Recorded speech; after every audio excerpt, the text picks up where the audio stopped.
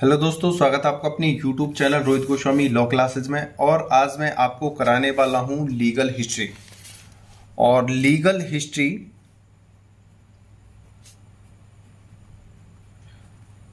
History का आज मैं आपको कराने वाला हूं लीगल हिस्ट्री, जिसे हम आधुनिक इतिहास भी बोलते हैं। इसका आज मैं आपको लॉन्ग क्वेश्चन कराने वाला हूं। और जो क्वेश्चन मैं आपको कराने वाला हूं ये वेरी वेरी इंपॉर्टेंट लॉन्ग क्वेश्चनों में से एक है। ये काफ़ी बार हमारे एग्ज़ाम में पूछा गया है और यह क्वेश्चन हमारे 10 नंबर में, 20 नंबर में और कभी कभार ये 10 एंड 20 दोनों में ही पूछा जाता है। ठीक है ना। तो ये क्वेश्चन हमारे लिए बहुत ज़्यादा इम्पोर्टेंट है। इस क्वेश्चन को अच्छे से देखेंगे। ठीक है। आपने यूनिक पढ़ा होगा, आपने एक्ट पढ़ा होगा, आपने बुक पढ़ी होंगी, आपने यूट्यूब चैनलों से भी अभी तक कापियों से स्टडी की होगी। लेकिन जिस तरीके से आज मैं आपको स्टडी कराने वाला हूँ, जिस तरीके से आज मैं आपको याद कराने वाला हूँ, आपने अगर थोड़ा सा अच्छे से समझा और एक बार इसका रिवीजन करके इसे लिख कर देख लिया तो 100% आप इसे भूलने वाले नहीं हो और आपके माइंड में बहुत ही अच्छे से सेव होने वाला है। ध्यान रखना है ना। और बड़े ही पेशेंस के साथ देखना है। अगर आप इस वीडियो को काट कर देखते हो या आप केवल इसकी वीडियो को रोककर हिंदी नोट करते हो तो भी आपकी समझ में नहीं आने वाला है। अपने आप में लीगल हिस्ट्री ज्यूरिस्प्रूडेंस से भी कई गुना ज़्यादा टफ है अगर इसे अच्छे से देखा जाए तो। अगर इसमें अच्छे से नंबर लाने हैं, थोड़ा सा समझ के वीडियो को अंत तक देखना है, प्यार से देखना है, क्योंकि जब मैं इतनी मेहनत मैं कर रहा हूँ तो आपको भी थोड़ी सी मेहनत करनी है और आपके बहुत अच्छे नंबर आने वाले हैं। ठीक है। ज़्यादा बात ना करते हुए वीडियो पे चलते हैं और देखते हैं। नोटबुक लेके बैठिएगा और एक पेन ले लीजिए। ठीक है। और संग के संग अपने नोट्स बनाते रहिएगा और समझते रहिएगा। ठीक है ना। और वीडियो को ज़्यादा से ज़्यादा मात्रा में लाइक, शेयर एंड सब्सक्राइब करें और बेल आइकन घंटी को दबा लें। अब चलते हैं आपकी क्वेश्चन की तरफ और आपका वेरी इंपॉर्टेंट क्वेश्चन है उसे हम कराते हैं। क्वेश्चन को पहले हम अच्छे से पढ़ेंगे।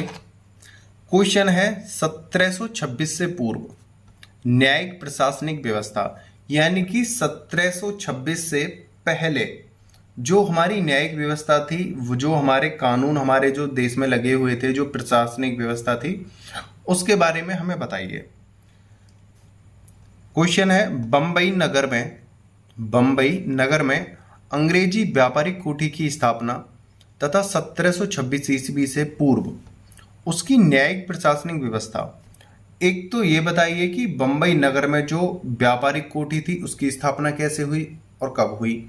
दूसरा ये बताइए 1726 से पहले, 1726 ईस्वी से पहले की जो राजनीतिक प्रशासनिक जो व्यवस्था थी, जो देखरेख का कार्य था, उसे किस प्रकार चलाया गया और वो किस प्रकार की व्यवस्था थी, कैसे कैसे उसे चलाया गया, कैसे कैसे उसे बनाया गया, उसके बारे में हमें बताइए। तो यह क्वेश्चन आपके इन सभी डाउटों को दूर करते हुए बहुत ही सिंपल वे में आपको ये समझाता है। ठीक है। तो पहले हम देखेंगे, इसने हमसे जो डिमांड की है बंबई नगर में अंग्रेजी व्यापारिक कोठी की स्थापना, तो हम पहले बंबई नगर को देखते हैं। दूसरा ये हमसे कह रहा है 1726 से पहले या पूर्व उसकी न्यायिक प्रशासनिक व्यवस्था। तो हम इन दोनों पर ही फोकस करेंगे, दोनों को ही अच्छे से देखेंगे और चलते हैं।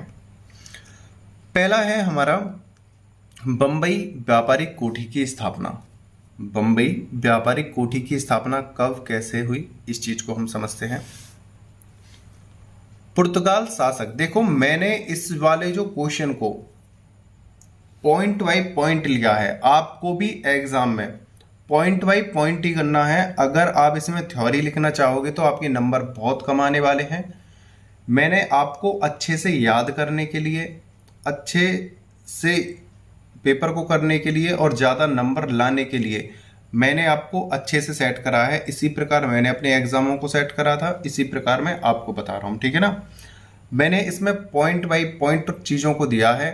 आप हेडिंग डालना और पॉइंट बाई पॉइंट अगर आप समझाते हो एग्जाम में या वहाँ पे लिखते हो तो आपके बहुत ही बेहतरीन नंबर आने वाले हैं। ठीक है। आप ये मत सोचना कि सर ने पॉइंट बाई पॉइंट दिया है, थ्योरी में नहीं दिया है, तो ये भूल जाना। इसमें लीगल हिस्ट्री में जब भी आप करो पॉइंट बाई पॉइंट ही देना। ठीक है। अब हम इसे समझते हैं और इस बात को ध्यान रख लेना, इसके अलावा अगर और किसी तरीके से आप याद करने की कोशिश करोगे आपको याद नहीं होगा, फिर आप परेशान हो जाओगे। ठीक है, तो समझते हैं। पुर्तगाल शासक ने गुजराती बादशाह पुर्तगाल शासक ने गुजराती बादशाह सुल्तान बहादुर से सन 1534 में मुंबई द्वीप को प्राप्त किया। यानी कि पुर्तगाल जो शासक था गुजराती बादशाह सुल्तान से 1534 में मुंबई को जीत लिया था। प्राप्त का मतलब है उसे जीत लिया था। प्राप्त का मतलब है किसने जीता था? पुर्तगाल शासक ने। किससे जीता था? गुजराती बादशाह सुल्तान बहादुर से।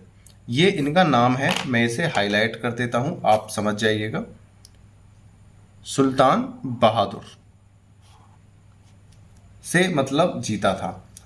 और जीता किसने था? पुर्तगाल शासक ने। ठीक है, उसका नाम नहीं दिया गया है, पुर्तगाल शासक था, उसने जीता था सुल्तान बहादुर से। कब जीता था? 1524 में। ठीक है, और किसे जीता था? मुंबई द्वीप को जीता था। इसी के ऊपर पूरी कहानी डिपेंड है, तो इनको अच्छे से हम हाईलाइटर करके हम आपको समझा रहे हैं। ठीक है, अब देखो, पुर्तगाल शासक जीता सुल्तान बहादुर से 1534 में जीता था और मुंबई द्वीप अपने नाम कर लिया था। ठीक है, अब आगे को समझते हैं।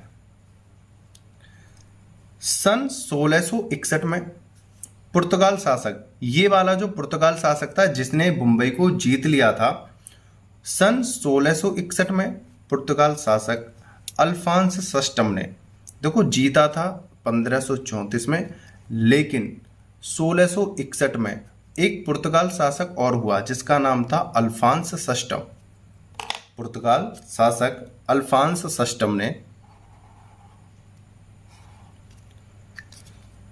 अपनी बहन की शादी इंग्लैंड सम्राट, इंग्लैंड के, यहां पे के लिख लो, इंग्लैंड के सम्राट चार्ल्स द्वितीय से की। देखो जीता था पुर्तगाल शासक ने 1534 ईस्वी में मुंबई को जीता था, लेकिन 1661 में एक पुर्तगाल शासक हुआ था जिसका नाम था अल्फांस सस्टम। अल्फांस सस्टम ने अपनी बहन की शादी इंग्लैंड में की। इंग्लैंड का एक राजा था, सम्राट था, जिसका नाम था चार्ल्स द्वितीय। चार्ल्स द्वितीय, उससे शादी की, और शादी में उन्होंने क्या करा? अल्फांस सस्टम ने, जिसकी बहन थी, अल्फांस सस्टम ने बहन की शादी की इंग्लैंड के सम्राट चार्ल्स द्वितीय से, और अल्फांस ने ही उस बम्बई द्वीप को, भाई इन पे तो अधिकार पुर्तगालियों को ही चला आ रहा था, 1534 से ये अधिकार चला आ रहा था। इन्होंने अपने जो द्वीप था अपनी बहन की शादी में चार्ल्स द्वितीय को दे दिया कि भाई हमारी बहन की शादी अब आपसे हो गई है, तो अब इस द्वीप के अधिकारी आप हो, हम इसे आपको दान में या दहेज में दे रहे हैं। अल्फांस सस्टम ने बम्बई अपनी बहन की शादी में दहेज में दे दिया।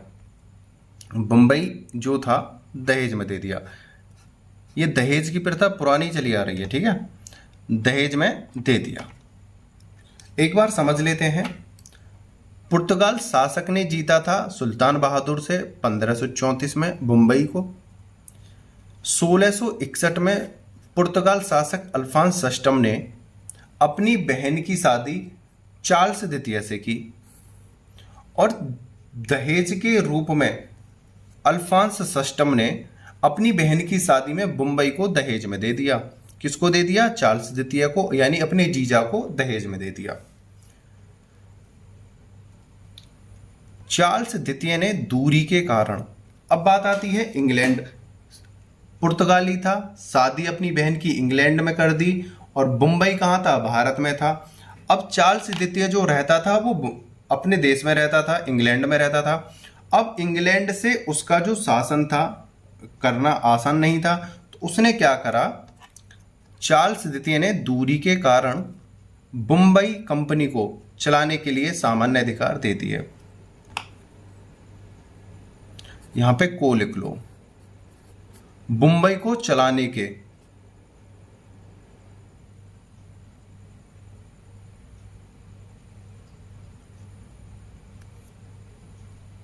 दे दिए।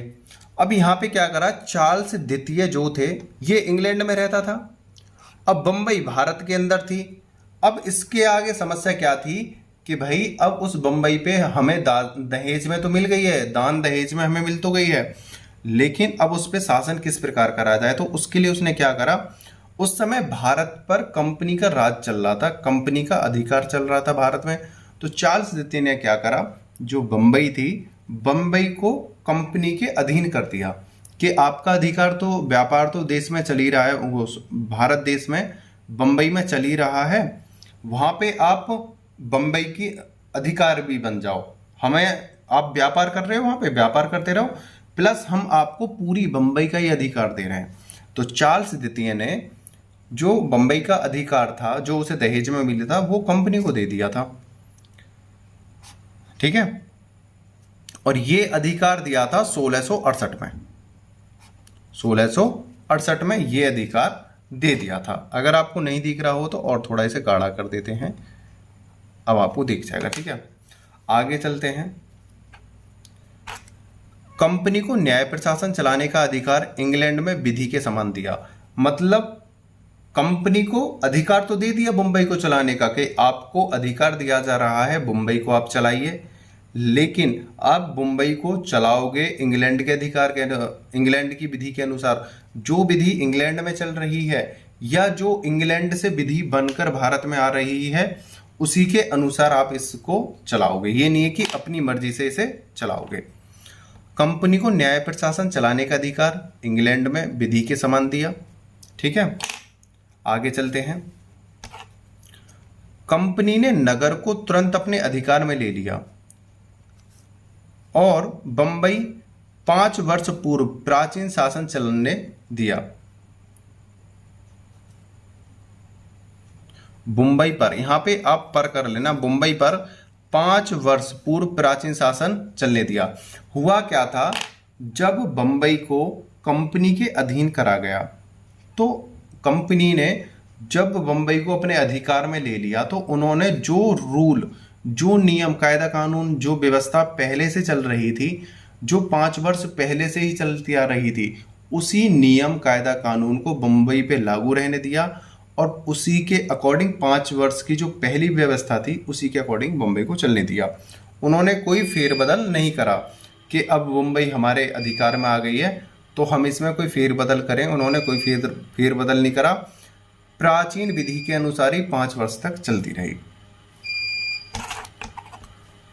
आगे आ जाते हैं। 1668 के चार्टर द्वारा कंपनी को सामान्य तथा न्याय प्रशासन के संपूर्ण अधिकार प्राप्त हो गए। पहले क्या था, मुंबई का अधिकार तो मिल गया था, मुंबई पे अधिकार तो मिल गया था कंपनी को, लेकिन जो व्यवस्था थी वो 5 वर्ष पुरानी ही चल रहे थे। जो कानून 5 वर्ष पुराने थे उन्हीं के अनुसार मुंबई को चला रहे थे। लेकिन 1668 का एक चार्टर एक्ट आया, 1668 के एक्ट द्वारा कंपनी को सामान्य तथा न्याय प्रशासन के संपूर्ण अधिकार प्राप्त हो गए। उनको जो सामान्य अधिकार और न्याय प्रशासन के जो अधिकार थे वो बंबई को प्राप्त करा दिए गए कि भाई अब तक तो आपने 5 वर्ष पुरानी शासन प्रथा चलाई है, लेकिन उसे आप हटा दो, अब आपको न्याय तथा सामान्य प्रशासन के अधिकार हैं पूर्ण और अब अपने तरीके से इसे चला सकते हो। ठीक है, आगे चलते हैं। जिसमें कंपनी बाजार से ज़्यादा प्रशासन की ओर बढ़ी। जब कंपनी पर नए सामान्य और नए प्रशासन के जो नियम अधिकार आए, उनसे क्या हुआ, कंपनी की तरफ रुख ना करके जो न्याय प्रशासन लागू करे थे उनकी तरफ जनता का रुझान होने लगा, व्यापार प्रशासन की तरफ हो गया। क्योंकि जो अधिकार था वो कंपनी को तो चलाने के लिए ही तो दे रखा था, लेकिन असली जो उसके राजा थे, जो असली अधिकार था वो तो इंग्लैंड के चार्ल्स द्वितीय का ही था। तो इसलिए यहाँ पर जो प्रशासन था, जिसमें कंपनी व्यापार से ज़्यादा प्रशासन की ओर बढ़ गई। अब यहाँ पे क्या हुआ कि इस पर जो एकाधिकार था वो तो चार्ल्स का था, लेकिन कंपनी को चलाने के लिए इसे अधिकार दे दिया। लेकिन अब कंपनी का मन व्यापार में ना होकर वो अब राजनीति की तरफ बढ़ने लगी थी। वो व्यापार में थोड़ा कम रुझान लगाने लगी और राजनीति में थोड़ा अपना अधिकार जमाने लगी थी। अब देखो एक बार और समझ लो, पुर्तगाल शासक ने जीता था सुल्तान बहादुर से। बम्बई द्वीप को कब जीता था? 1534 में। 1661 में पुर्तगाल शासक अल्फांस ने अपनी बहन की शादी की थी चार्ल्स द्वितीय से, और चार्ल्स द्वितीय को दहेज में मुंबई दे दी थी, है ना। अल्फांस ने बम्बई दहेज में दे दी थी, और चार्ल्स द्वितीय ने बम्बई को 1668 में कंपनी को दे दिया था। कंपनी को जो उसे चलाने का जो अधिकार था मिल तो गया था, लेकिन वो पुराने ही रीति रिवाज के अनुसार उसे चला रहा था, पुराने नियमों के अनुसार उसे चला रहा था। 1668 के चार्टर एक्ट द्वारा कंपनी को सामान्य तथा न्याय प्रशासन के अधिकार प्राप्त हो गए, और उसी के अनुसार वो कंपनी को चलाने लगा। लेकिन कंपनी का जो मन था, कंपनी का जो अधिकार था, वो व्यापार में न लगकर वो राजनीति की तरफ बढ़ने लगा था। ये था हमारा मुंबई व्यापारिक कोठी की स्थापना। उम्मीद करता हूं यह यहां तक आपको अच्छे से समझ में आया होगा। आगे चलते हैं, थोड़ा सा समझते हैं। 1668 के बाद मुंबई के न्याय प्रशासन का विकास 4 चरणों में हुआ।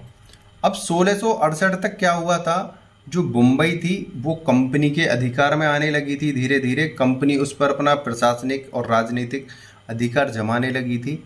अब 1668 के बाद मुंबई के न्याय प्रशासन का विकास 4 चरणों में हुआ। वो 4 चरण थे, प्रथम चरण, द्वितीय चरण, तृतीय चरण और चतुर्थ चरण। उन चरणों को हम अच्छे से एक्सप्लेन करते हैं और उन्हें समझते हैं। वो 4 चरण कौन कौन से थे उनको देखते हैं। प्रथम चरण 1668 से 1672 के बीच का ये समय था। 1668 से 1672। सन 1670 की योजना द्वारा मुंबई में 2 न्यायालयों की स्थापना की गई। देखो 68 से लेकर 72 के बीच की यहाँ पर बात चल रही है, और यहाँ पर कह रहा है 1670 की योजना, यानी 68 और 72 के बीच में 70 आ जाता है।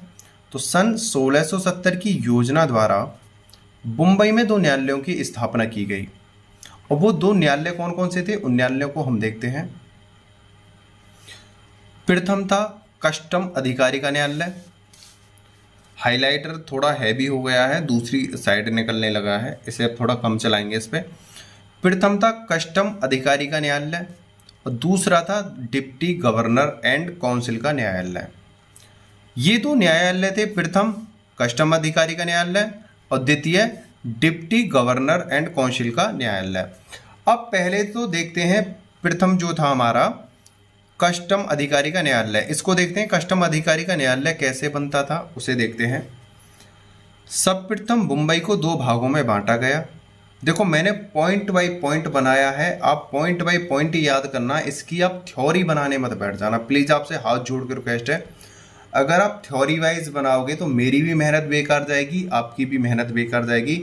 आप एग्जाम में पॉइंट बाय पॉइंट ही लिखना, ठीक है। सर्वप्रथम मुंबई को 2 भागों में बांटा गया। पहले तो मुंबई के 2 भाग कर दिए गए, मुंबई को 2 भागों में बांट दिया। फिर क्या हुआ, दोनों भागों के लिए पृथक पृथक यानी अलग अलग कस्टम अधिकारी न्यायालय तथा 4 अन्य न्यायाधीशों की नियुक्ति हुई गई। पहले क्या करा, कस्टम अधिकारी न्यायालय की स्थापना की गई और उसमें मुंबई को 2 भागों में बांटा गया। इन्होंने क्या करा, पहले तो मुंबई को 2 भागों में बांटा, और दोनों भागों में बांटकर दोनों भागों के लिए अलग अलग कस्टम अधिकारी नियुक्त करे। दोनों के लिए कस्टम अधिकारी नियुक्त किए गए, और दोनों ही कस्टम अधिकारियों के नीचे 4 न्यायाधीशों की नियुक्ति की गई। पहले तो मुंबई को 2 भागों में बांटा, और फिर दोनों भागों के लिए अलग अलग कस्टम अधिकारियों की नियुक्ति की गई। प्लस यहाँ पे पहले मुंबई था, मुंबई को 2 भागों में बांट दिया गया, 1 भाग और 2 भाग में। अब दोनों के लिए कस्टम अधिकारी, और इसके लिए भी कस्टम अधिकारी, और इनके नीचे भी 4 न्यायाधीश नियुक्ति करे। और इसके नीचे भी 4 न्यायाधीश। उम्मीद करता हूं अब आपको समझ में आया होगा। पहले तो मुंबई को 2 भागों में करा, 1 भाग 2 भाग। दोनों के लिए कस्टम अधिकारी, दोनों के लिए 4-4 न्यायाधीश नियुक्त करे गए इनके अंडर में काम करने के लिए। अगर आप इस प्रकार से अगर एग्जाम में बनाना चाहो तो इस प्रकार से भी बना सकते हो, आप ऐसे वहाँ पे एक्सप्लेन कर सकते हो, अच्छा और भी अच्छे नंबर आपको मिल सकते हैं, ठीक है ना। ये मैंने आपको समझाने के लिए बनाया, ठीक है। आगे चलते हैं। न्यायालय की अध्यक्षता कस्टम अधिकारी करता था। यानी कि देखो ये 4 तो न्यायाधीश इनके कार्य को, मतलब इसके कार्य को पूर्ण करने के लिए, इसकी हेल्प करने के लिए 4 न्यायाधीशों की नियुक्ति की गई। लेकिन जो इनके जो अलग अलग जो डिपार्टमेंट थे उनका जो अध्यक्ष था वो कस्टम अधिकारी होता था। ये क्या होता था? अध्यक्ष। ये अध्यक्ष होता था, ठीक है। न्यायालय की अध्यक्षता कस्टम अधिकारी करता था। इस न्यायालय में छोटे छोटे मुकदमे जैसे चोरी या 200 जीरा, यानी 200 रुपये मान लो। अब जीरा मतलब उस समय की रुपया के नाम लिए जा रहे हैं, यानी हम अपनी लैंग्वेज में 200 रुपये मान सकते हैं, 2000 रुपये मान सकते हैं, कुछ कम रकम मान लो, है ना। 200 जीरा फिन तक के मुकदमे की सुनवाई। मतलब इन कोर्टों के अंदर क्या था, ये जो नियुक्त करे गए थे, बनाए गए थे, इन कोर्टों में छोटे मोटे मुकदमे चलते थे, चोरी के, मारपीट के, या आए दिन जो छोटे मोटे मुकदमे एक्सीडेंट हल्के फुल्के जो होते रहते हैं। और उनके अंदर 100-200 रुपये तक की मालियत वाले या 100-200 रुपये की चोरी, छीना झपटी, लूट, इनके मुकदमे वहाँ पर चलते रहते थे, छोटे छोटे मुकदमे, ठीक है। आगे चलते हैं। कस्टम न्यायालय के प्रत्येक 3 माह में सुनवाई का लेखा जोखा डिप्टी गवर्नर एंड काउंसिल को देना होता था। मतलब इनका क्या था, ये छोटे छोटे मुकदमे देखते थे, छोटे छोटे मुकदमे, और ये भी छोटे मुकदमे देखता था। काम एक ही थे, लेकिन मुंबई को 2 भागों में बांट दिया क्योंकि मुंबई काफ़ी बड़ी थी, उस पर शासन करना आसान नहीं था। ये छोटे मुकदमे, ये भी छोटे मुकदमे। लेकिन जब 3 माह हो जाते थे, 3 माह के अंदर ये अपना पूरा लेखा जोखा और ये भी अपना पूरा लेखा जोखा 3 माह के बाद ये किसको भेजते थे? गवर्नर एंड काउंसिल को, कि भाई 3 महीने के अंदर हमने ये काम करा है। ये दोनों ही भेजते थे। इस प्रकार ये भेजता था गवर्नर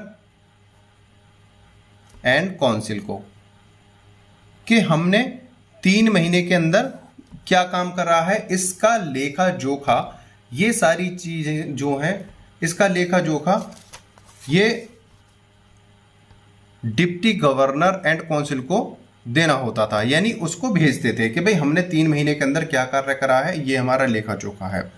उसके आगे देखते हैं। कस्टम न्यायालय के विरुद्ध सुनवाई डिप्टी गवर्नर एंड काउंसिल द्वारा की जाती थी। अगर देखो ये यहाँ पर क्या बोला है, कस्टम न्यायालय के विरुद्ध सुनवाई डिप्टी गवर्नर एंड काउंसिल द्वारा की जाती थी। अगर ये जो न्यायालय हैं, कस्टम अधिकारी या न्यायाधीश, इनके द्वारा अगर कोई गलत न्याय सुना दिया जाता था या कोई गलती हो जाती थी या इन्होंने कोई निर्णय दे दिया है, सपोज करो इन्होंने कोई निर्णय दे दिया या कोई गलत फैसला दे दिया। अब यहाँ से व्यक्ति क्या करेगा, गलत फैसले कोई थोड़ी स्वीकार करेगा, या गलत हो गया या निर्णय अभी देर से मिला है या कुछ समस्या है, इसके जो विरुद्ध कस्टम अधिकारी की विरुद्ध, यानी कि इन्होंने तो गलत फैसला दे दिया, अब उस फैसले को जो चैलेंजिंग करते थे वो कहाँ करते थे? डिप्टी गवर्नर एंड काउंसिल के द्वारा, काउंसिल को करते थे और वो इनकी फिर सुनवाई करता था। जिस प्रकार हमारे हाई कोर्ट में अगर कोई फैसला है वो गलत हो जाए या उससे कोई संतुष्ट नहीं है व्यक्ति, तो हम उसके बाद कहाँ पे जाते हैं? सुप्रीम कोर्ट जाते हैं। सुप्रीम कोर्ट जाते हैं उस फैसले को लेकर। उसी प्रकार अगर कस्टम अधिकारी द्वारा, कस्टम न्यायालय द्वारा अगर किसी में कोई गलत निर्णय हो जाता था, उसको लेकर आदमी कहाँ जाते थे? गवर्नर एंड काउंसिल के पास जाते थे और वो इनकी अपील को सुनता था। ठीक है, उम्मीद करता हूं ये आपको अच्छे से समझ में आया होगा। अब बात करते हैं डिप्टी गवर्नर एंड काउंसिल, जिसके पास हम कस्टम की जो रिपोर्ट लेके जाते थे उसको समझते हैं। जैसा कि यहाँ पे मैंने आपको बताया है, दो न्यायालय थे, कस्टम अधिकारी का न्यायालय, डिप्टी गवर्नर एंड काउंसिल का न्यायालय। इसका मैं आपको समझा चुका हूं, अब इसे समझते हैं। डिप्टी गवर्नर एंड काउंसिल का न्यायालय, इसमें एक रूप में एक वरिष्ठ न्यायालय की स्थापना की गई।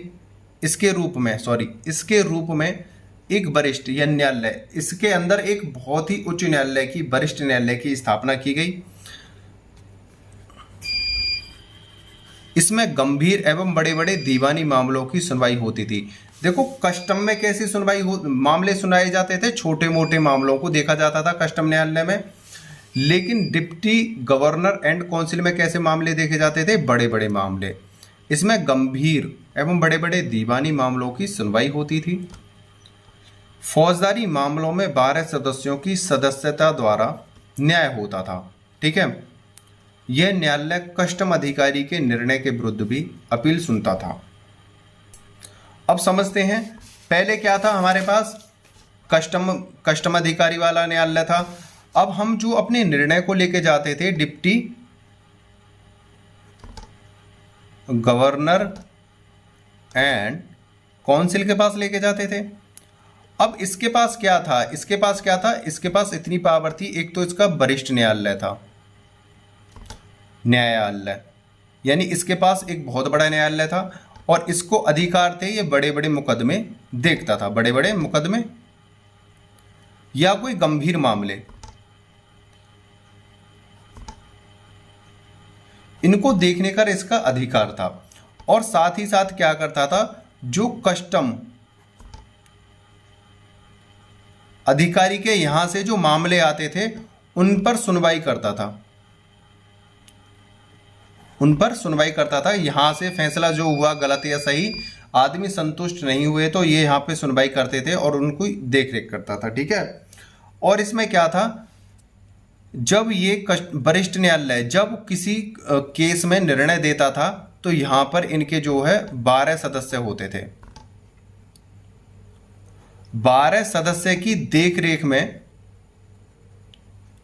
ये अपने निर्णय सुनाता था। ये नहीं है कि खुद ही अकेले ने custom deputy governor and council का जो अधिकारी होता था, अध्यक्ष जो होता था, अकेला निर्णय नहीं देता था। उस निर्णय को देने के लिए कितने सदस्य और होते थे, अध्यक्ष प्लस 12 सदस्य और होते थे।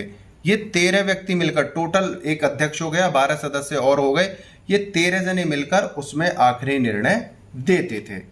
उम्मीद करता हूं ये डिप्टी गवर्नर एंड काउंसिल वाला भी आपका क्लियर हो गया होगा। आगे चलते हैं, एक बार और देख लो, डिप्टी गवर्नर एंड काउंसिल का न्यायालय, इसमें क्या था, इसके रूप में एक वरिष्ठ न्यायालय की स्थापना की गई।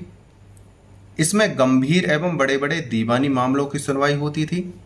फौजदारी मामलों में 12 सदस्यों की सदस्यता द्वारा न्याय होता था। ठीक है, यह न्यायालय कस्टम अधिकारी के निर्णय के विरुद्ध भी अपील सुनता था। जहां पर कस्टम अधिकारी के यहाँ पर जिनको न्याय नहीं मिलता था वो इस न्यायालय में आकर अपनी सुनवाई कराते थे। ठीक है, और फौजदारी मामलों में 12 सदस्य प्लस अध्यक्ष और प्लस 12 सदस्य मिलकर इसका निर्णय करते थे। ये था हमारा प्रथम चरण। अब द्वितीय चरण देखते हैं। अभी हमने प्रथम चरण करा था और प्रथम चरण को हमने समझा था। अब हम इसमें देखेंगे द्वितीय चरण। द्वितीय चरण की जो समय सीमा है उसे देखते हैं। 1672 से 1683 के बीच का इसका काल रहा था। इसके अंदर क्या हुआ था, उस चीज को हम समझते हैं पहले। इसमें 1670 की न्यायिक व्यवस्था जो प्रथम चरण में जो लागू की गई थी 1670 की, ये 1670 ये व्यवस्था कब लागू की गई थी, प्रथम चरण में लागू की गई थी। प्रथम चरण की या 1670 की न्यायिक व्यवस्था के दोषों को दूर करना तथा नई न्यायिक व्यवस्था को लागू करना था, जिसमें पुर्तगाली विधि को सदा के लिए समाप्त करके अंग्रेजी विधि को महत्व दिया और लागू किया गया। इस योजना के तहत 4 न्यायालयों की स्थापना की गई। देखो इसमें क्या कहा गया था, मतलब इसका जो मुख्य कार्य क्या था, 1670 में एक प्रथम चरण लागू हुआ था, उसमें जो न्यायिक व्यवस्था बनाई गई थी। लेकिन इसमें क्या करा गया, जो 1670 की जो न्यायिक व्यवस्था थी उसको एक तो चेंज करा, उसकी जो व्यवस्था थी वो इनके लिए सूटेबल नहीं थी। और दूसरी बात, भारत में जो पुर्तगालियों का जो साम्राज्य चल रहा था, जो उनकी सत्ता चल रही थी, जो उनकी विधि चल रही थी पुर्तगालियों की, उस विधि को इन्होंने हमेशा हमेशा के लिए समाप्त कर दिया। और पुर्तगालियों की विधि को हमेशा के लिए समाप्त करने के बाद इन्होंने फिर अंग्रेजी विधि को पूर्ण रूप से लागू करा। इस योजना के तहत देखो पहले तो 1670 की प्रथम चरण की जो विधि थी उसमें जो कमियां थी उनको सुधारा। फिर इन्होंने क्या करा, दूसरा कार्य पुर्तगालियों की विधि, जो पुर्तगालियों की विधि थी उनको समाप्त कर दिया। तीसरे नंबर पर क्या काम करा, अंग्रेजों की जो विधि थी वो पूर्ण रूप से भारत में लागू करा दी गई। चौथा कार्य क्या था, इस योजना के तहत 4 न्यायालयों की स्थापना की गई, 4 न्यायालय बना दिए गए। इसे समझाता हूं। द्वितीय चरण में क्या हुआ था,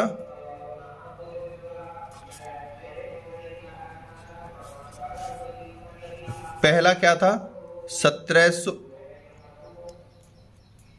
1690 की, ये गलत हो गया यहां पे देखते हैं, 1690 की न्यायिक व्यवस्था में सुधार करा इन्होंने। दूसरे नंबर पे क्या करा इन्होंने, जो पुर्तगाली जो विधि थी उसे समाप्त करा, पुर्तगाली विधि को समाप्त करा। तीसरे नंबर पे क्या करा, इन्होंने अंग्रेजी विधि को लागू कर दिया, विधि लागू। आप इन पॉइंटों को भी अगर लिख लो ना, जो मैं पॉइंट बता रहा हूं, इन पॉइंट बाय पॉइंट वहां पे लिखोगे ना तो बहुत अच्छे नंबर आपको मिलने वाले हैं। अगर आप थ्योरी ना याद कर पाओ तो आप इस तरीके से पॉइंट बनाना, तो पॉइंट भी अच्छे लगेंगे। और दूसरा क्या, 4th नंबर का क्या हुआ था, इसमें 4 न्यायालयों की स्थापना की गई थी। देखो पहले 1690 की न्यायिक व्यवस्था में सुधार करा, पुर्तगाली विधि को हमेशा के लिए समाप्त करा, अंग्रेजी विधि लागू की और इसमें 4 न्यायालयों की स्थापना की। इसमें आप अगर ऐसे द्वितीय चरण लिख के अगर ये 4 पॉइंट लिखते हो तो भी आप लिख सकते हो। अगर आप थ्योरी वाइज ऐसे लिखना चाहते हो तो थ्योरी वाइज ऐसे लिख सकते हो, जैसे यहाँ पे ये थ्योरी है, यहाँ से यहाँ तक की थ्योरी लिख सकते हो, या फिर आप ये 4 पॉइंट लिख सकते हो। ठीक है, उम्मीद करता हूँ ये आपको समझ में आ गई होगी बात। आगे चलते हैं। अब ये जो हमसे लास्ट में जो कह रहा था, जो हमारा लास्ट पॉइंट था उसे देखते हैं। ये कह रहा था इस योजना के तहत 4 न्यायालयों की स्थापना की गई। वो 4 न्यायालय कौन कौन से हैं उनको हम देखते हैं। पहला है हमारा जुडिकेचर न्यायालय, जुडिकेचर न्यायालय। इस न्यायालय की जो स्थापना 8 अगस्त 1672 में जुडिकेचर न्यायालय की स्थापना हुई। 8 अगस्त 1672 में जुडिकेचर न्यायालय की स्थापना हुई। इसकी अध्यक्षता जॉर्ज विलकॉक्स ने की। इसकी जो अध्यक्षता है, यानी जुडिकेचर न्यायालय का जो अध्यक्ष था वो जॉर्ज विलकॉक्स था। ठीक है, यहां से आप देख लेना, जॉर्ज विलकॉक्स।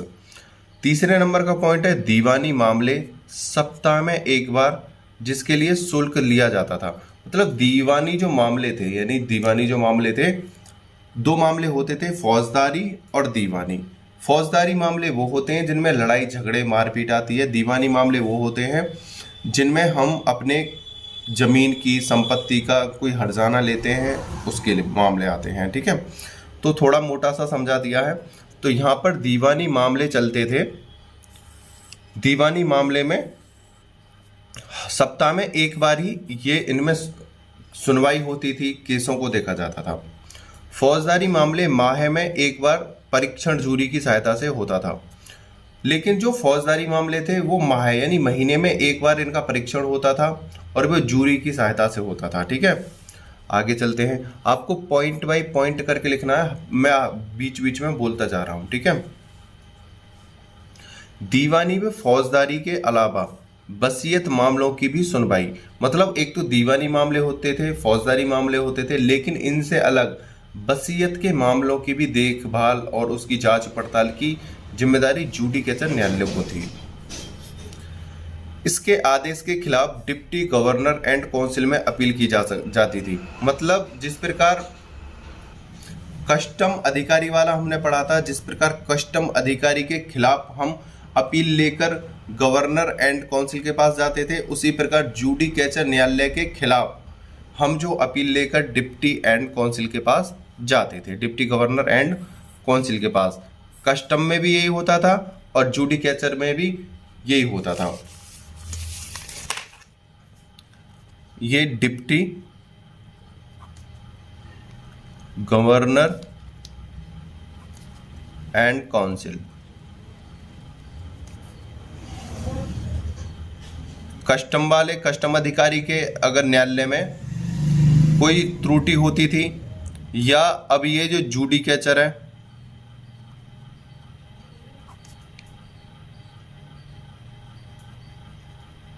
इन दोनों के ही जो मामले थे, अगर इनमें कोई त्रुटि है या कोई संतुष्ट नहीं है तो इसकी अपील यहाँ पे डिप्टी गवर्नर एंड काउंसिल में की जाती थी, ठीक है ना। आगे चलते हैं। उम्मीद करता हूँ जुडिकेचर न्यायालय आपको अच्छे से समझ में आ गया होगा। और एक बात आपको बता दूं, यह आपको कभी कभार शॉर्ट में भी पूछ लिया जाता है, 4-4 नंबर में भी आ जाता है, कभी कभार ये ही चीज आपसे 10 नंबर में भी पूछ सकता है, ठीक है ना। आगे चलते हैं। दूसरा है हमारा शांति न्यायाधीशों की नियुक्ति। दूसरे नंबर पे शांति न्यायाधीशों की नियुक्ति। फौजदारी मामलों में जुडिकेचर की सहायता हेतु बंबई को 4 भागों में बांटा गया। देखो, जुडिकेचर न्यायालय की स्थापना कर दी गई, लेकिन काम की जो भरमार बहुत ज़्यादा थी, उसके लिए इन्होंने क्या करा, जुडिकेचर की सहायता के लिए जो बंबई था उसको 4 भागों में बांट दिया। फौजदारी मामलों में जुडिकेचर की सहायता हेतु, फौजदारी मामले के लिए है, ध्यान रख लेना, फौजदारी मामलों में जुडिकेचर की सहायता हेतु बंबई को 4 भागों में बांट दिया। पहले तो बंबई को ही 4 भागों में फिनिश कर दिया। प्रत्येक भाग में एक अंग्रेज जस्टिस और पीस की नियुक्ति की गई। मतलब एक तो जस्टिस होता था अंग्रेज, मतलब चार जगह पहले तो मुंबई को बांटा, उसमें फौजदारी मामलों की सुनवाई होती थी, प्लस प्रत्येक में एक अंग्रेज जस्टिस नियुक्त यानी जज नियुक्त करा गया, और एक पीस की नियुक्ति यानी उसकी देखभाल या उनकी सहायता करने के लिए। इनका कार्य अपराधी की जांच कर जुडिकेचर को भेजना। इसका सिर्फ क्या कार्य था कि इनको अपराधी की जांच करके जुडिकेचर को भेजना होता था। इनका कार्य सुपुर्दगी मजिस्ट्रेट के समान थी। इनका जो कार्य था वो मजिस्ट्रेट के समान होता था। इसको थोड़ा सा मैं अब वैसे समझा देता हूं। क्या था, जुडिकेचर होता था, ठीक है, जुडिकेचर न्यायालय। इसका जो कार्यभार था बहुत ज्यादा था। इसके कार्य को संभालने के लिए 4 जगह से डिवाइड कर दिया गया, 1 2 3 4, और प्रत्येक में क्या करा गया, प्रत्येक में एक अंग्रेज जस्टिस, यहाँ पे भी अंग्रेज जस्टिस, यहाँ पे भी अंग्रेज जस्टिस, यहाँ पे भी अंग्रेज जस्टिस, प्लस इसके लिए एक हेल्पर पीस की नियुक्ति की गई। इसके लिए भी एक पीस की नियुक्ति की गई, इसके लिए भी एक पीस की नियुक्ति की गई, इसके लिए भी पीस की नियुक्ति की गई। अब इन बंबई में एक था जुडिकेचर न्यायालय, और इसके नीचे बंबई को 4 भागों में बांटकर बंबई में एक जुडिकेचर न्यायालय था, उसको 4 भागों में बांटा। इसलिए क्योंकि एक बताओ, एक व्यक्ति काम करेगा तो देर में होगा, तो इन्होंने बोला कि भाई इनको 4 जगह काम को डिवाइड कर दो और जिससे हेल्प मिलेगी। ये सारी जो जानकारी थी, ये चारों मिलकर अपने जो केसों की जानकारी थी एक जगह इकट्ठी करके या अपने अपने एक पीस के द्वारा कहाँ पे भेजते थे, जुडिकेचर न्यायालय को भेजते थे कि सर इतना अपराध हुआ है, ये अपराधी हैं, हमने इस चीज़ में ये परीक्षण किया है, ये चीज़ें जांच की हैं, जो भी समस्या हो वो कार्य इन्होंने करा। जिस प्रकार एक घर को बनाने के लिए हम अलग अलग मजदूरों से कार्य कराते हैं कि भाई तुम ईंट लाइए, तुम मिट्टी लेके आइए, आप मसाला बनाइए, आप और कुछ कार्य करिए, आप पानी भरिए। उसी प्रकार इन्होंने अपनी सहायता हेतु 4 न्यायालयों को बना दिया और इनका कार्य क्या था, ये अपनी रिपोर्ट जुडिकेचर न्यायालय को भेजते थे। ठीक है, सही है। और इसमें एक अंग्रेज, प्रत्येक में एक एक अंग्रेज होता था। इसमें भी एक अंग्रेज, इसमें एक अंग्रेज, इसमें एक अंग्रेज, इसमें भी एक अंग्रेज, और प्रत्येक के लिए एक हेल्पर पीस की नियुक्ति की गई थी। ठीक है, उम्मीद करता हूं ये आपको समझ में आया होगा। ये था शांति न्यायाधीशों की नियुक्ति। तीसरा है सद्भाव न्यायालय। सद्भाव न्यायालय, इसका अध्यक्ष जुडिकेचर न्यायालय का मुख्य न्यायाधीश था। देखो, सद्भाव न्यायालय तीसरा था। जुडिकेचर न्यायालय, जो हमारा ये वाला जो न्यायालय है जुडिकेचर, इसका जो मुख्य न्यायाधीश था, मुख्य न्यायाधीश, इसमें एक मुख्य न्यायाधीश होता था और 12 इसके हेल्पर होते थे। ठीक है ना, आगे चलते हैं। जो सद्भाव न्यायालय था, इसका जो मुख्य न्यायाधीश होता था वो होता था जुडिकेचर का मुख्य न्यायाधीश, इसका अध्यक्ष होता था। ठीक है ना, इसका अध्यक्ष जुडिकेचर न्यायालय का मुख्य न्यायाधीश था। दीवानी के छोटे छोटे मामले सप्ताह में एक बार सुनवाई यानी परीक्षा, इसके अंदर क्या होता था, तो दीवानी में बता चुका हूं, जो हमारी जमीन संपत्ति से संबंधित जो मामले होते हैं, जो हर जाने से संबंधित होते हैं, वो मामले दीवानी होते हैं।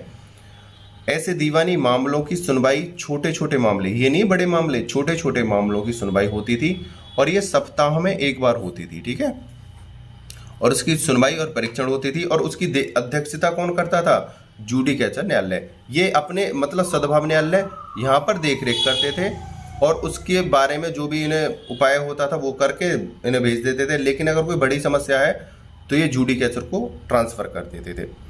इसमें गरीबों को निःशुल्क व जल्दी न्याय दिया जाता था। अब इस जुडिकेचर जो न्यायालय थे, उन्होंने सोचा कि भाई शांति न्यायाधीशों की नियुक्ति हो गई, यहाँ पे जो 4 जगह इनको जुडिकेचर न्यायालय को 4 जगह डिवाइड कर दिया कि भाई और एक छोटी जनता होती है, गरीब लोग होते हैं, उनको न्याय नहीं मिल पाता है, उनके लिए भी कुछ करा जाए। तो एक सद्भाव न्यायालय बनाया और उसमें बोला कि इसमें कोई अलग से हम व्यक्ति नियुक्त नहीं कर रहे हैं, इसका तो अध्यक्ष होगा, जुडिकेचर का मुख्य न्यायाधीश ही अध्यक्ष होगा, लेकिन आप वहाँ पे कार्य करो, अगर कोई ज़्यादा समस्या है तो हमारे पास लेके आओ और अपने स्तर से उनको वहाँ पे न्याय दो। इन्होंने छोटे छोटे मुकदमे सप्ताह में एक बार देखना वहाँ पे स्टार्ट कर दिया और गरीबों को निःशुल्क व जल्दी न्याय दिया जाने लगा। इसमें क्या हुआ, जो गरीब लोग थे, तबके के जो लोग थे, उनको उचित और जल्दी न्याय मिल जाता था और वो बहुत ज़्यादा खुश रहते थे। और चौथे नंबर का जो था उसे देखते हैं। चौथे नंबर का, ये द्वितीय चरण की बात चल रही है, ये द्वितीय चरण में जो चौथा न्यायालय था वो था ग्राम पंचायत। इसमें क्या होता था, इसकी स्थापना सन 1673 और 1674 में हुई। यानी ये तो है नहीं कि सभी गांव में एक साथ ही सारी व्यवस्था कर दी गई होगी। भाई पहले घोड़े गाड़ी से जाते थे, पैदल जाते थे, जब जाके ये कोई कार्य करते थे। तो 73 और 74 यानी 2 सालों के बीच में इन न्यायालयों की स्थापना हो पाई। ग्राम पंचायत यानी प्रधानों को नियुक्त करा जाना, ये समझ लो आप। इसकी स्थापना सन 1673 और 74 में हुई। इसमें छोटे छोटे ग्रामीण झगड़ों की सुनवाई अपने रीति रिवाजों के आधार पर करते थे। ठीक है, रीति रिवाजों में सामाजिक प्रचलित विधि द्वारा ग्राम पंचायत सदस्य द्वारा होती थी। ये यहाँ पे पॉइंट गलत हो गया। ठीक है, ग्राम पंचायत की नियुक्ति की जाती थी 1673 और 1674 में इसकी स्थापना की गई और इनको अधिकार था कि आप अपने ग्राम में, अपने शहर में, अपने छोटे छोटे जो कस्बे हैं उसमें, शहर नहीं, अपने गांव में और अपने छोटे कस्बों में अपने रीति रिवाजों के अनुसार और अपने समाज के अनुसार उसमें अपने न्याय दीजिए। हम, अगर आपकी कोई बड़ी समस्या है तो आप जुडिकेचर न्यायालय में आइए, वहाँ आपकी सुनवाई करेंगे। लेकिन अगर आपके कोई छोटे मोटे मामले हैं, कोई छोटी लड़ाई झगड़े हैं, आपसी मनमुटाव के झगड़े हैं, और इन चीज़ों को आप अपने ग्राम लेवल पर ही सुधार लो। जिस प्रकार ग्राम में प्रधान होते हैं, उनसे कहा जाता है कि अगर कोई छोटे मोटे मामले हैं तो उन्हें अपने स्तर पर ही वहाँ पे सॉल्व कर दिया जाए, समय न्यायालय का बर्बाद ना किया जाए। तो उसके लिए ये वहीं पे अपने छोटे मोटे कार्यों को कर लेते थे। पंचायत जाति व ग्राम की लावारिस संपत्ति का ब्यौरा रखना होता था। और दूसरा क्या कार्य होता था ग्राम प्रधान का, जो सरकारी जमीन होती थी यानी ग्राम की जो जमीन होती थी उसका ब्यौरा रखना होता था, उसकी देखरेख करना होता था। जिस प्रकार आज गांव में कुछ सरकारी संपत्ति होती है जो कहते हैं ना छूट की जमीन है, उसे कोई हड़प ना ले, उसे कोई जोत बोए ना, अगर जोत बोता है तो उसका वो लगान दे या सरकारी संपत्ति को नुकसान ना पहुंचाए, उसकी देखरेख कौन करता है, ग्राम का प्रधान ही तो करता है। उनका ये कार्य भी था। पंचायत सदस्य अपराधों की सूचना संबंधित अधिकारी को देते थे। मतलब ये फिर क्या करते थे, अगर कोई ज़्यादा अपराध है और वो इनके अंडर से बाहर है और इसकी कोई ग्राम पंचायत सदस्य की कोई मान नहीं रहा है, तो ये क्या करते थे, उसका लेखा जोखा बनाते थे और जो गांव जिस अधिकारी के अंडर में आते थे उसको ये सौंप देते थे कि भाई हमने ये ब्यौरा लिया है और ये अधिक गंभीर सूचना है, इस पे आप काम कीजिए। उसकी अधिकारी को सूचना देते थे, अधिकारी जुडिशियल न्यायालय को भेजता था। ठीक है, उम्मीद करता हूं यह आपको अच्छे से समझ में आया होगा। अब चलते हैं तृतीय चरण पे। चल रही व्यवस्थाओं, देखो तृतीय चरण 1683 से 1718 के बीच का इसका समय सीमा है। 1683 से 1718। चल रही व्यवस्था में सुधार हेतु 1683 में एक राजलेख आया। जो हमारी व्यवस्था जो चल रही थी उसमें क्या हुआ, 1683 में एक राजलेख आया। चल रही व्यवस्था में जो व्यवस्था उस समय चल रही थी उसी में एक नया मोड़ आया और एक 1683 में राजलेख आया। इसमें एक एडमिरल्टी की स्थापना की गई। इसमें एडमिरल्टी की स्थापना की गई थी। इतना 2 पॉइंट हो गए। तीसरा करो, इसकी अध्यक्षता दीवानी मामलों के विशेषज्ञ सर जॉन को नियुक्त किया गया। इसकी जो तृतीय चरण आया उसमें क्या आया था, 1683 में एक राजलेख आया, उसके अंदर एक एडमिरल्टी की स्थापना की गई, एडमिरल्टी की स्थापना की गई और इसकी जो अध्यक्षता थी, इसकी अध्यक्षता दीवानी मामलों में सर जॉन को नियुक्त किया गया। सर जॉन को नियुक्त किया गया कि आप इसके मामलों को देखोगे। इसे समुद्री विवाद के साथ दीवानी व फौजदारी मामले सुनने का अधिकार दिया गया। इसके अंदर क्या था, जो हमारे इनके जो समुद्र से व्यापार होते थे, समुद्र में आवागमन जो होता था, समुद्र में आयात निर्यात जो होता था समुद्र से, उसकी देखभाल उसकी जिम्मेदारी इसको सौंपी गई थी। साथ ही साथ इनको ये बोला कि जिस क्षेत्र में आप समुद्री कार्य सौंप रहे हो उसी क्षेत्र के आप दीवानी और फौजदारी मामलों को भी आप ही देखना, क्योंकि आप वहाँ पे समुद्री मामलों को किसी स्थान पर देखोगे उसके लिए एक नया न्यायालय थोड़ी बनाएंगे, नया व्यक्ति थोड़ी नियुक्त करेंगे। आपका काम है वहाँ पे समुद्री मामलों को देखो प्लस उसी क्षेत्र के फौजदारी और दीवानी मामलों को भी आपको सुनने और देखने का अधिकार है। आगे चलते हैं। सूरत के गवर्नर से मतभेद के कारण जॉन को पद से हटाया। सर जॉन जो थे सूरत के गवर्नर से उसकी थोड़ा सा मनमुटाव हो गया, उनमें थोड़ा सा झगड़ा हो गया आपस में, तो सर जॉन को वहाँ से उनके पद से हटा दिया और दीवानी व फौजदारी अधिकार वापस ले लिया। जो सर जॉन जो थे 1683 के मामले में जो नियुक्त करे गए थे, राजलेख में नियुक्त करे गए थे, जिनको समुद्री विवाद देखने का और दीवानी और फौजदारी मामलों की देखरेख की जो व्यवस्था दी गई थी, सूरत के गवर्नर से भिड़ गया कि भाई मैं हूँ ताकतवर, मैं हूँ पावरफुल, मेरी ही चलेगी, आप मैं ज़्यादा आपसे टैक्स लूँ, मतलब पैसे ज़्यादा मैं रखूँगा। इनमें बहुत ज़्यादा मनमुटाव होते थे, ये आपस में भी लड़ते थे अंग्रेज। इसकी पावर ज़्यादा थी सूरत के गवर्नर की। इसने क्या करा, सर जॉन को उसके पद से हटा दिया और साथ ही साथ पद से तो हटाया, दीवानी और फौजदारी मामले भी ले लिए। पहले तो समुद्र के मामले ही देखता था, इसे तो दीवानी और फौजदारी फ्री में दे दिए गए थे, लेकिन फौजदारी समुद्र के मामलों से हटाया तो हटाया, प्लस दीवानी और फौजदारी मामलों से भी हाथ धोना पड़ा। पुनः यानी दोबारा 1690 दीवानी व फौजदारी मामले न्यायालय की स्थापना, फौजदारी न्यायालय बना। अब सर जॉन जो था उसको हटा दिया गया था, दीवानी फौजदारी के मामले छीन लिए गए थे 1683 में जो सर जॉन नियुक्त हुए थे। अब इन्होंने क्या करा, पुनः यानी दोबारा से 1690 में दीवानी व फौजदारी न्यायालय बनाया, दोबारा से बनाया। 1683 में बनाया, सर जॉन को हटा दिया सूरत के गवर्नर द्वारा। अब इन्होंने 1690 में दोबारा एक न्यायालय की स्थापना की गई। अब इसकी अध्यक्षता अध्यक्ष बॉक्स ने की। पहले जो बना था 1683 में सर जॉन ने अध्यक्षता की थी, लेकिन पुनः यानी दोबारा जो बना इसके अंदर क्या होते थे, इसके अंदर भी समुद्री मामले और दीवानी व फौजदारी न्यायालय की स्थापना की गई और इसकी अध्यक्षता बॉक्स ने की थी। उम्मीद करता हूं यह वीडियो आपको और यह बात आपको अच्छे से समझ में आई होगी। ठीक है, आगे चलते हैं, थोड़ा सा समझते हैं। अब एक नई घटना घटती है बीच में। सन 1690 फरवरी में मुगल शासक याकूब ने बंबई को जीत लिया। देखो बंबई किसके अंडर में थी, पुर्तगाल शासक ने चार्ल्स द्वितीय को दे दिया था। चार्ल्स द्वितीय ने कंपनी को दे दिया था। कंपनी से अब क्या हुआ, कंपनी उस पर अपना शासन चला रही थी अच्छे से, लेकिन 1690 में मुगल शासक याकूब ने आक्रमण करा मुंबई पे और उसको अपने अधिकार में ले लिया और उस पर अपने नियम कायदा कानून चलाने लगा, जिसमें न्याय प्रशासन कार्य रुका रहा। केवल गवर्नर एंड काउंसिल का कार्य 1690 से 1718 के बीच चला। यहाँ पर जितने भी ग्रामीण कार्य थे, जुडिकेचर न्यायालय थे, कस्टम अधिकारी थे, इन सभी के कार्य जो खत्म हो गए, सभी के कार्य समाप्त हो गए, लेकिन गवर्नर एंड काउंसिल का जो कार्य था, जो सबसे बड़ा न्यायालय था, उसका कार्य जारी रहा और उसका कार्य 1690 से 1718 के बीच में कंटिन्यू चलता रहा। दोबारा देख लो, 1690 में फरवरी में मुगल शासक याकूब ने बंबई को जीत लिया और अपने अधिकार के बाद अपने नियम कायदा कानून चलाने लगा और जितने भी न्यायालय थे सभी को बंद करा दिया गया।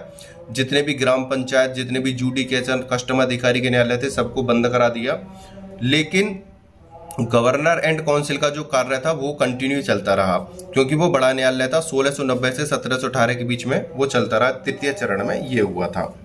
अब चलते हैं लास्ट और हमारा चतुर्थ चरण जो रह गया उसे देखते हैं। और अब आपको चतुर्थ चरण हम आपको दिखाते हैं। देखो वीडियो अपलोड ना होने का सबसे बड़ा रीजन दो है। एक तो मेरी तबीयत खराब थी, मेरे सर पे चोट लगी हुई थी। दूसरा, आपको देखो ये आवाज आ रही होगी, पिछले 10 दिन से हमारे यहाँ पे ये सत्ता हो रही है, जिन क्या हो रहा है, डेली माइक चलता है और 24 आवर्स ये माइक लगातार चलता रहता है। बड़ी परेशानी है। काफ़ी कपड़े वपड़े लगा के टांग टूंग के जब इसे रोकथाम करके ये वीडियो बना रहा हूँ, अब भी आपको ये वॉइस आ रही होगी और ये इतनी हाई वॉइस है कि कानों को बेकार कर देती है। ठीक है ना, इसी वजह से वीडियो अपलोड नहीं हो पा रही थी। ठीक है ना, अब हम देखते हैं चतुर्थ चरण। चतुर्थ चरण में क्या था, 1690 से लेके 1780 के बीच, 1718 सॉरी 80 बोल दिया मैंने, 1690 से 1718 के बीच में मुगल शासक याकूब का शासन चला। ठीक है, उस समय न्याय व्यवस्था जो भंग हो गई थी, इन्होंने फिर दोबारा से न्याय व्यवस्था को लागू करा और चतुर्थ चरण आया। ये थी 1718 से 1726। न्याय व्यवस्था पुनर्गठन हेतु 25 मार्च 1718 में मुंबई में निम्नलिखित न्यायालयों की स्थापना की गई। यानी याकूब के आक्रमण से मुंबई को जीत लिया गया। याकूब ने मुंबई पर आक्रमण करा और आक्रमण से मुंबई को याकूब ने जीत लिया और जितनी भी व्यवस्था थी जो सब तहस नहस हो गई।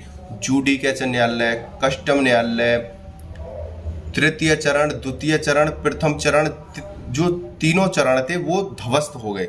लेकिन प्रथम चरण का गवर्नर एंड काउंसिल का जो था न्यायालय वो चलता रहा। आपको मैं इस तरह से बता दूं, आप कंफ्यूज ना होगे। मुगल शासक याकूब ने आक्रमण करा, ठीक है, प्रथम चरण के सभी न्याय, प्रथम चरण खत्म, द्वितीय चरण का कार्य खत्म, तृतीय चरण का कार्य खत्म। सिर्फ इसमें से प्रथम में से गवर्नर एंड काउंसिल का कार्य था वो जो लगातार चलता रहा बस, और किसी का कार्य नहीं चला। अब ये प्रथम चरण भी खत्म के कार्य समाप्त, द्वितीय के, तृतीय के। अब याकूब का जो साम्राज्य था वो खत्म हो गया था 1718 में।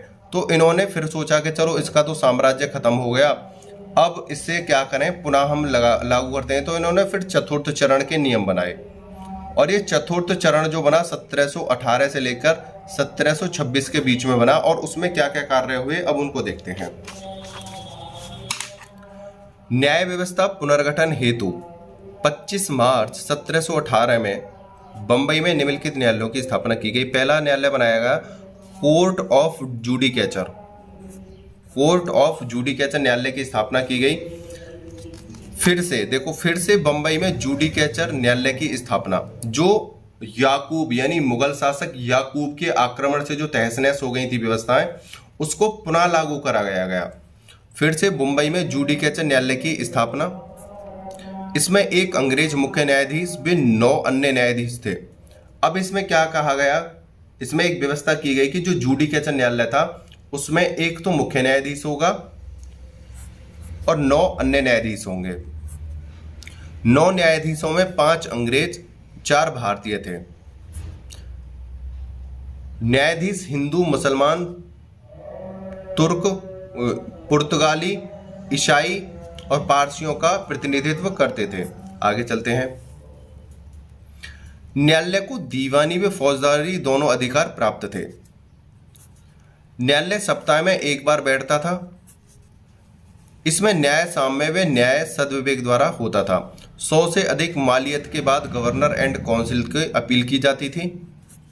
इस न्यायालय को मृत्युदंड देने का अधिकार न था। अब इसको हम समझते हैं। देखो क्या हुआ था, याकूब का आक्रमण हुआ था। प्रथम, द्वितीय, तृतीय चरण तीनों ही समाप्त हो गए थे।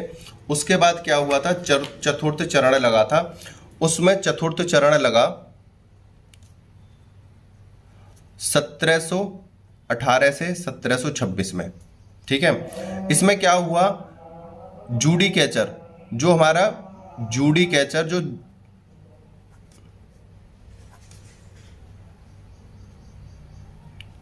जुडिकेचर न्यायालय की पुनः स्थापना की गई। जुडिकेचर न्यायालय, और इसमें क्या कहा गया कि एक तो इसमें मुख्य न्यायाधीश था,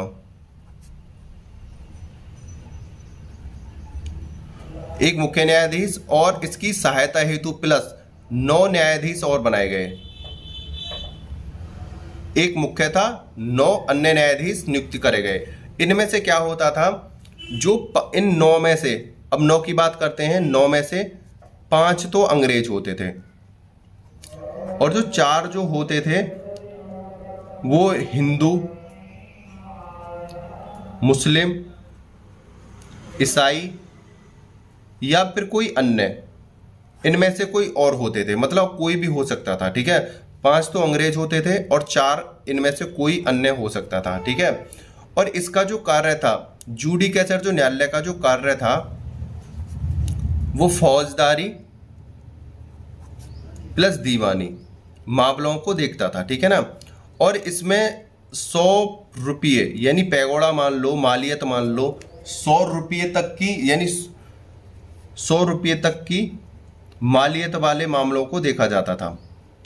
100 से ऊपर के जो मामले थे उनको ऊपर न्यायालय में भेज दिया जाता था। जो उनके ऊपर जुडिशियल जो न्यायालय थे उनको भेज दिया जाता था 100 से अधिक के जो मामले होते थे। और यहाँ पर जो निर्णय जो दिया जाते थे, इनको छोटे मोटे निर्णय ही देने का अधिकार था। मृत्युदंड देने का इनको अधिकार ना था, मृत्युदंड का अधिकार ना था, और ना ही इन्हें कोई आजीवन कारावास सजा देने का अधिकार था। ठीक है, और इनको क्या था, ये जो अपना न्याय जो करते थे, ये सद्विवेक यानी भावनाओं के आधार पर न्याय, भावना, धर्म, जाति, इनके आधार पर करते थे। मतलब कि चलो हमारा जो भारत देश है वो भावनाओं से ओतप्रोत है। ठीक है ना, रीति रिवाजों से भरा पड़ा है। तो यहाँ पर जो न्याय होता था वो भावनाओं से, न्याय से, साम्य से, रीति रिवाज से, तौर तरीकों से, इस प्रकार से न्याय होता था। और उसी के लिए यहाँ पर हिंदू, मुसलमान, सिख, अन्य धर्म के लोगों को भी जज बनाया गया था, इसीलिए कि किसी के संग कोई गलत कार्य ना हो जाए या किसी को गलत न्याय ना मिल जाए। ठीक है, उम्मीद करता हूँ ये चीज़ आपको समझ में आई होगी। ये था जुडिकेचर। अब देखते हैं अवर न्यायालय। इसी के अंदर देखो, जब चौथा चरण हमारा लागू हुआ था, चौथे चरण में कोर्ट ऑफ जुडिकेचर की स्थापना हुई। उसी में आपकी एक स्थापना हुई थी अवर न्यायालय की। इसमें महिया के सरदार का न्यायालय स्थापित हुआ। महिया एक जाति होती थी, एक कार्य पद का अधिकारी का नाम होता था। महिया के सरदार का न्यायालय स्थापित हुआ। जिले स्तर पर शांति व्यवस्था हेतु कार्य करता था। इसका जो कार्य था वो जिले स्तर पर कार्य करता था। जिले की जो समस्याएं होती थी उनको ये देखभाल करता था। ठीक है। जनपद निवासियों के मामलों का फैसला करता था, जिले का कार्य था। और जनपद में जो निवासी थे उनकी देखरेख और उनके कार्य को ये संभालता था। इसके निर्णय के विरुद्ध जुडिकेचर न्यायालय में होती थी। विरुद्ध अपील, यहाँ पे अपील लिख लेना। अपील जुडिकेचर न्यायालय में, जैसे सपोज करो अवर न्यायालय में कोई मामला चल रहा है और अवर न्यायालय में कोई निर्णय हुआ और उससे जो है व्यक्ति संतुष्ट नहीं हुए, तो अपनी जो समस्या को लेकर वो जुडिकेचर न्यायालय जाते थे कि भाई हमें जो न्याय मिला है वो हमें उचित नहीं मिला है, इसलिए हम जुडिकेचर में आए हैं। अगर जुडिकेचर में भी अगर आपको संतुष्ट नहीं होते थे तो फिर गवर्नर एंड काउंसिल को जाते थे। ठीक है, ये था। इसके निर्णय के विरुद्ध अपील जुडिकेचर न्यायालय में होती थी। ये था हमारा अवर न्यायालय। आगे चलते हैं। ग्राम के प्रमुख व्यक्तियों का न्यायालय, 3 न्यायालय थे चतुर्थ चरण में। देखो सभी तहस नहस हो गया था ना, तो इसमें दोबारा बनाए गए थे। जुडिकेचर बनाया, अवर न्यायालय बनाया जिसमें जिला स्तर पर कार्य होता था। फिर बनाया गांव के प्रमुख व्यक्तियों का न्यायालय जो समाप्त हो गया था याकूब के आक्रमण से। गांव के मुख्य व्यक्तियों न्याय करते थे, यानी गांव की जो पंचायत होती थी, पंचायत द्वारा न्याय होता था। ठीक है, कहते हैं ना 5 पंचों के द्वारा न्याय होता था। ये अपने धर्म, समाज, रीति रिवाजों द्वारा न्याय करते थे। गांव में जब भी कोई न्याय होता है, धर्म, रीति रिवाज और सामाजिक व्यवस्था को देखते हुए, ऊंच नीच को देखते हुए, उन सभी के आधार पर न्याय होता है। तो अंग्रेज कहते थे कि भाई हम आपके ग्रामीण लोगों से हम संबंध तो रख रहे हैं, लेकिन आप जो न्याय दोगे आप अपने सद्विवेक और रीति रिवाज के अनुसार दो, हमें इतनी नॉलेज नहीं है और हम प्रत्येक गांव में कोई व्यक्ति नियुक्त भी नहीं कर सकते हैं। तो यहाँ पर ग्राम पंचायतों को नियुक्त करा जाता था और वो अपने सद्विवेक रीति रिवाज के आधार पर न्याय देते थे।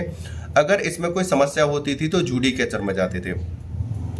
इसके निर्णय के विरुद्ध अपील जुडिकेचर न्यायालय में की जाती थी। सपोज करो किसी गांव में कोई पंचायत हुई और पंचायत ने गलत फैसला दे दिया, या पंचायत के फैसले से कोई संतुष्ट ना हुआ, या किसी ने पंचायत के फैसले को नहीं माना, तो उसके खिलाफ जो अपील होती थी वो जुडिकेचर न्यायालय में जाता था।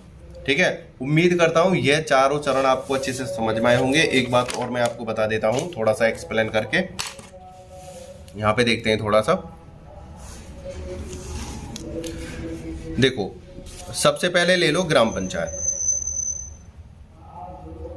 यानी गांव स्तर पर जो फैसले होते थे, इनके विरुद्ध अगर फैसले गलत हो गए, ठीक है, तो ये जाते थे जुडिकेचर न्यायालय। अब एक यहां पे आया था, जुडिकेचर न्यायालय में अगर कोई समस्या होती थी वो जाते थे गवर्नर एंड काउंसिल के पास। ठीक है, ग्राम में अगर कोई समस्या है और वहां पर न्याय सही नहीं हुआ है तो जुडिकेचर में जाते थे। जुडिकेचर में भी सही नहीं हुआ है तो फिर गवर्नर एंड काउंसिल के पास जाते थे। उसी प्रकार यहां पे अवर न्यायालय जो बनाया गया था, ये जो है जनपद, यानी जनपद को देखता था। अगर जनपद में अवर न्यायालय में कोई समस्या है तो ये जुडिकेचर में जाता था, और जुडिकेचर के बाद भी अगर संतुष्टि नहीं मिलती है तो गवर्नर एंड काउंसिल के पास जाता था। उम्मीद करता हूं यह वीडियो आपको बहुत अच्छी लगी होगी। और एक बात मैं बता रहा हूं, इस क्वेश्चन को आप अच्छे से रीड कर लेना। यह आपका वेरी वेरी इंपॉर्टेंट लॉन्ग क्वेश्चनों में से एक है, और इसमें से शॉर्ट, वेरी शॉर्ट, लॉन्ग तीनों फॉर्मेट में क्वेश्चन आते रहते हैं। उम्मीद करता हूं वीडियो आपको अच्छी लगी होगी। ज़्यादा से ज़्यादा मात्रा में लाइक, शेयर एंड सब्सक्राइब करो और कमेंट करके बताओ वीडियो आपको कितनी अच्छी लगी और आपको समझ में आया है या नहीं आया है। वीडियो को अंत तक देखने के लिए धन्यवाद। टेक केयर, बाय बाय, जय हिंद, जय भारत।